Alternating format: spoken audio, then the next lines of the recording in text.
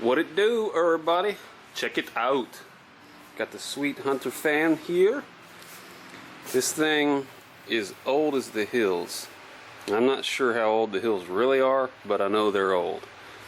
So this thing has been sitting in our garage, well, our garden shed, I guess you want to call it. The little utility shed where we keep the lawnmower. Anywho's, it's been in there since we moved into that house. That was in '96. Before then, it was in another shed. Best I can recall, I believe my oldest brother bought this at a yard sale, a garage sale, in like the late 80s, early 90s, somewhere in there, maybe even before then, maybe mid 80s, I'm not sure. But, so that's the progeny of it. That's all I know about it. It's really old. It's completely, ow, paint went right on my fingernail. Ow. I think it's been painted. I'm pretty sure I remember he'd like spray paint it black at some point, but as you can see, it's super dusty. I haven't even spun the blade yet. You can tell because the spider web is still attached to the cage and the fan blade. And man, it looks so different than fans nowadays. Like, they didn't care at all if you jammed your finger right in there and chopped it off. I guess they figure if you're dumb enough to do that, you're dumb enough to lose a finger. Of course, I guess that doesn't take into account, you know, children and whatnot that don't know any better. But it's got all kind of funky looking things that I don't know what they are. I'll figure it out. It's got, let's see, I guess this is your switch telling you what speed and everything, and it appears to work. And then we get something up here. I don't know if this is for oscillation or what. I don't know. We'll figure it out. And I don't even know if there's anything wrong with it. I do know that this, from what I remember, this cord is messed up. So I'll take a look at that and see if we can actually get this thing working again. So I'm going to take it over and blow it off, clean it up a little bit before I get started. This thing's heavy. That's at least, that's got to be 10 or 15 pounds. Easy. It's a Hunter Century. Whatever that means. Clearly Hunter's the brand name, but you know, I don't know. This thing's really old. I need to do some sleuthing and figure out exactly how old it is. But anyway, I'm going to blow it off with the air compressor, clean it up a bit, and get started on it. Safety first.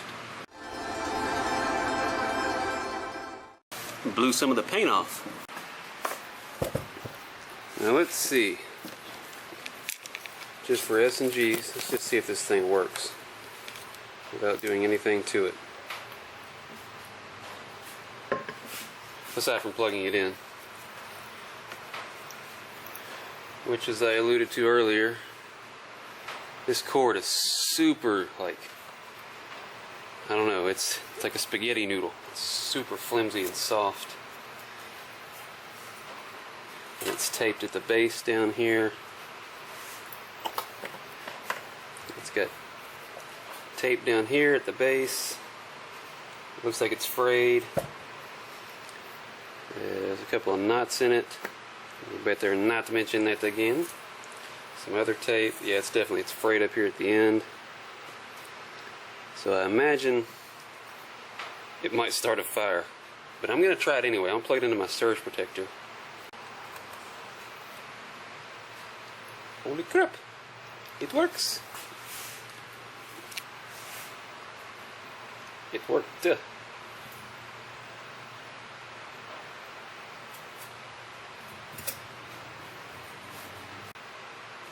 Well, now it does nothing.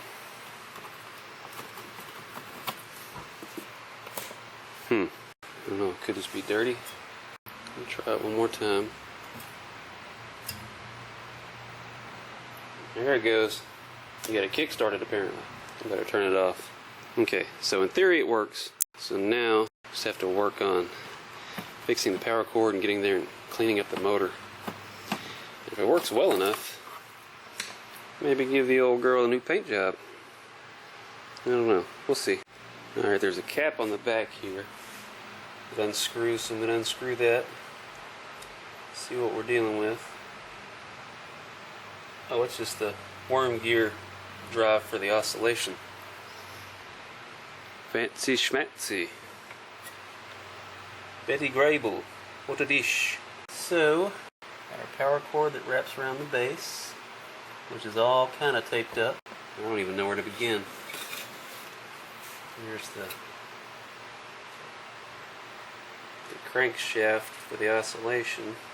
And the base, this pad is screwed on with 2 flathead screws. There and there. So I guess first things first, we need to take a look at this motor. See what's going on inside of that. So I think the best bet is to detach the motor from the pedestal and take the fan blade off and the guard off. And those are held in place. Here's a flathead set screw on that shaft right there, and then just some nuts and some standoffs that hold the cage on. Down here it looks like a thumb screw is perhaps what holds the, well, I don't know what that does. We'll figure it out. Maybe that's just tension. I don't know. More inspection is required. But we know the switch is down here, so there's that to deal with as well. This should be fun. Let's take this bottom piece off just to see where we're at. Okay. It's made out of metal and it's got a fabric covering. Probably need to replace that fabric. So here's what we got here. Here's the switch. That says line, that says line. There's our cord coming in. And then the power going up to the fan. And here's our switch lever. Very rudimentary, just rubs on these contacts, which do look a bit worn. I'm going to pull these 2 nuts off, get the cord free, and then we'll have to take these screws out, pull the switch out, so that we can unhook this cord that goes up to the motor.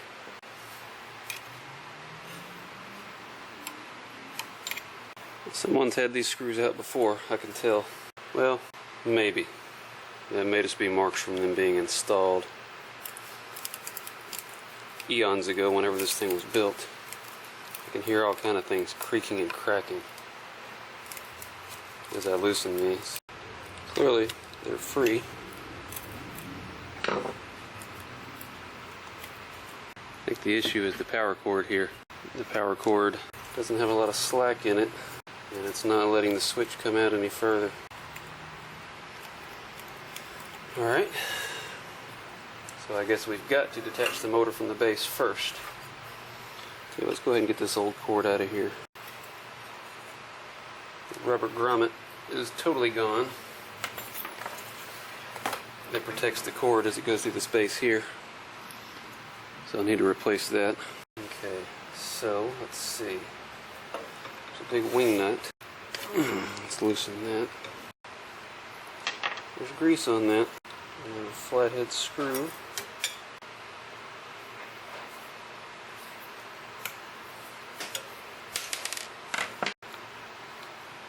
And there's no way that's going to come out. There's also a screw holding this crank arm. A flathead screw right there where my thumb is. So we'll probably need to remove that, detach the crank from the pedestal here. Oh, okay. This here must be a spring with a detent in the end of it. So we'll leave that alone for now. I'm thinking that maybe this right here, where I took that screw out, is just a cap of some sort. But I can't get any separation. It seems like it's connected to this big stud here, so I don't know what to do about that. So instead of just butchering it completely, I'm going to try to take this crank arm off. Okay, the crank arm is free, so now we can loosen up the wiring.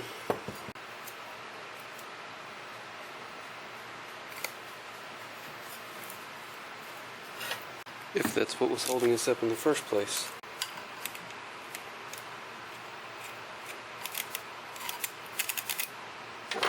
It is a long screw.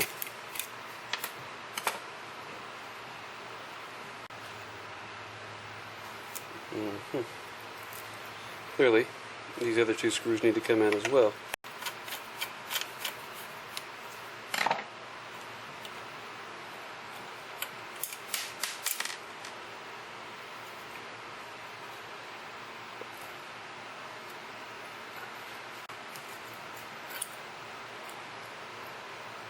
Oh, cool. Transformer built onto the switch. I hope me monkeying with it didn't render this transformer ineffective. We won't know for a while on that one.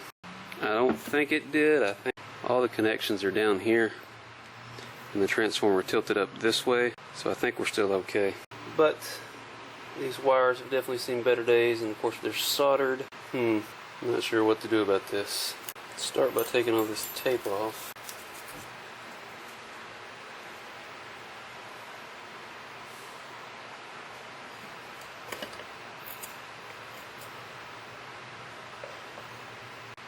So the pedestal just slid off, and I don't see a ball down in there. But I do see a groove right there. So I don't know how that detent works. I'll play around with that later.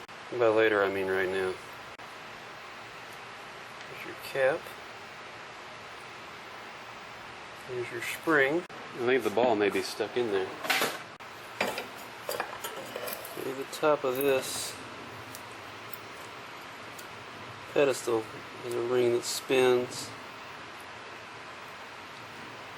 So I don't know what's going on with it. There's so much grease in there, I can't really tell. So for the time being,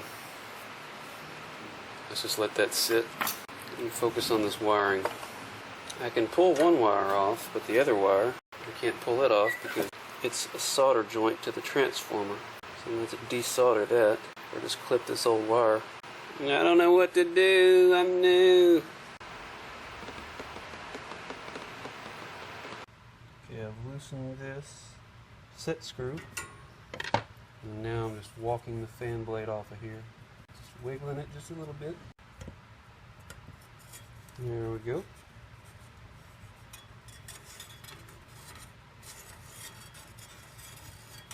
One fan blade. It's actually kind of clean looking on the back. Kinda. Okay, now let's get this cage off of here.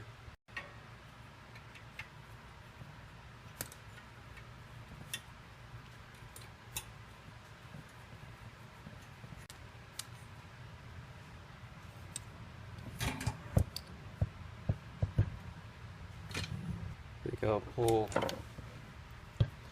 this cover off the motor and see what's up. I'm going to make sure the flathead fits down in there nice, all the way to the bottom of the slot. I don't want to strip these things out. I can barely see what's going on here.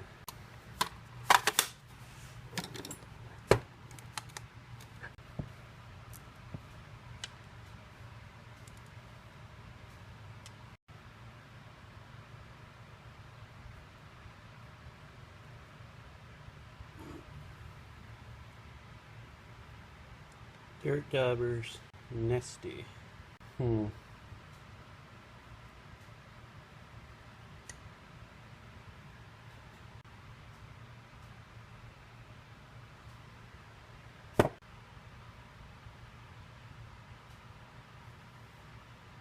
So the windings appear to be riveted. They're riveted into the case. So I won't be taking those out, but at least I can clean everything up and oil it up. Which means I'm probably not going to be replacing this other cord. I'll just try cleaning it up and hoping for the best. I don't see any tears in it, just dirty. So we'll see if I can get by with just cleaning it up. Look at this.